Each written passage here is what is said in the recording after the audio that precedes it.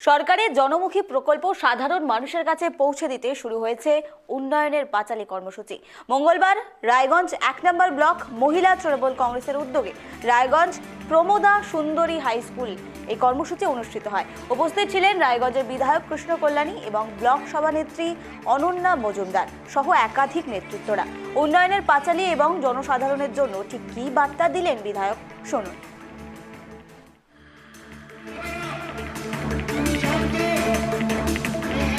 আমাদের সরকার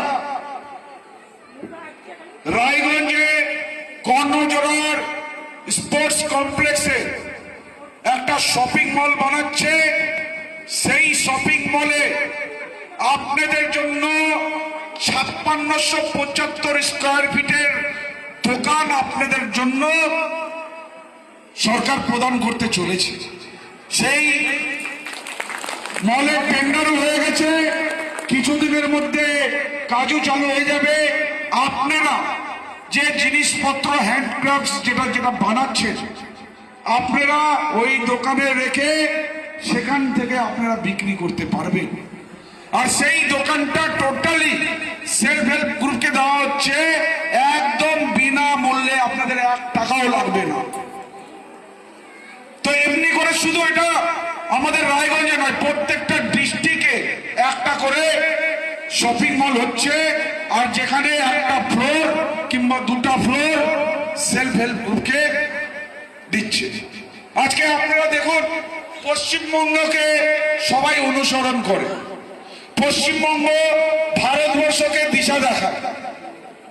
আজকে পশ্চিমবঙ্গকে অনুসরণ করে আমাদের মুখ্যমন্ত্রী লক্ষ্মীর ভান্ডার চালু করেছেন।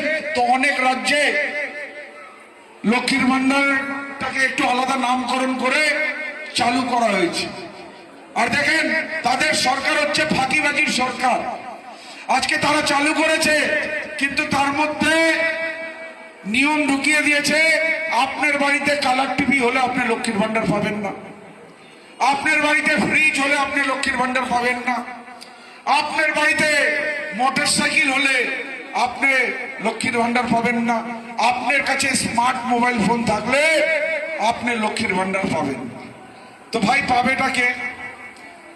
আজকে কালার টিভি মোটামুটি সবার বাড়িতেই থাকে, ফ্রিজ থাকে, মোটরসাইকেল থাকে। এখন ভাবেন ৫০০ টাকা ১০০০ টাকার কিস্তিতে মোটরসাইকেল পাওয়া যায়, কিস্তিতে স্মার্ট মোবাইল ফোনও পাওয়া যায়। আজকে বাড়িতে বাচ্চাদের পড়াশোনা করানোর জন্য স্মার্ট মোবাইল ফোন ব্যবহার করা হয়, ট্যাব ব্যবহার করা হয়।